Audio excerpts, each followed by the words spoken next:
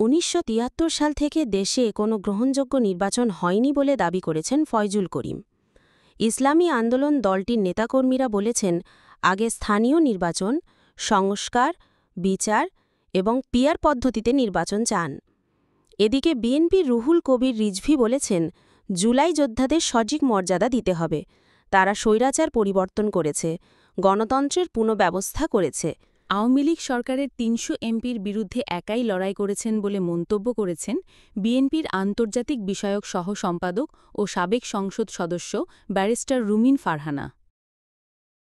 খুনিদের বিচারের প্রশ্নে, রাষ্ট্রের সংস্কারের প্রশ্নে আমরা ঐক্যবদ্ধভাবে এগিয়ে যাব। আমরা যতদিন ঐক্যবদ্ধ থাকব, ততদিন এই বাংলাদেশে আর কোনো হাসিনা মাথা উঁচু করে দাঁড়াতে পারবে না। আওয়ামী লীগ নো বিএনপি, ইসলাম ৭১ সাল থেকে শুরু করে এই দেশের মানুষ আওয়ামী লীগকে দেখেছে, বিএনপিকে দেখেছে, জাতীয় পার্টিকে দেখেছে, বিভিন্ন দল মত দেখেছে। আজও পর্যন্ত জাতির ভাগ্যের পরিবর্তন ঘটে নাই। আজকে বাংলাদেশে ইসলামী আন্দোলন দলের জনসভা হয়ে গেছে। সকল ইসলামী দলগুলো একত্রে হতে চায়, বৃহত্তর জোট গঠনের পথে ইসলামী দলগুলো। বাংলাদেশের সামনে নির্বাচন, তাই ইসলামী দলগুলো একত্রে জয়ী হবার লক্ষ্যে এই সিদ্ধান্ত নিতে চায়। ভারতের পররাষ্ট্র মন্ত্রণালয়ের মুখপাত্র রণধীর জয়সওয়াল বলেছেন, অনুকূল পরিবেশে বাংলাদেশের সঙ্গে সব বিষয়ে আলোচনা করতে আগ্রহী তার দেশ। তিনি বলেন, দ্বিপক্ষীয় সম্পর্কের সব দিক সামাল দেওয়ার জন্য ঢাকা ও নয়াদিল্লির মধ্যে প্রতিষ্ঠিত কাঠামো রয়েছে। এইদিকে আমেরিকায় ডোনাল্ড ট্রাম্পের ক্ষমতা আরও বেড়েছে বলছেন বিবিসি এক সংবাদে।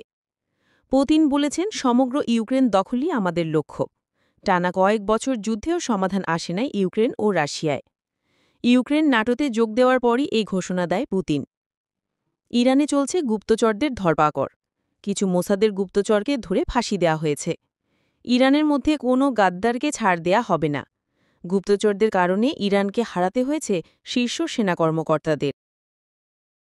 উত্তর কোরিয়ার সঙ্গে যুক্তরাষ্ট্রের বিরোধ মিটিয়ে ফেলবেন।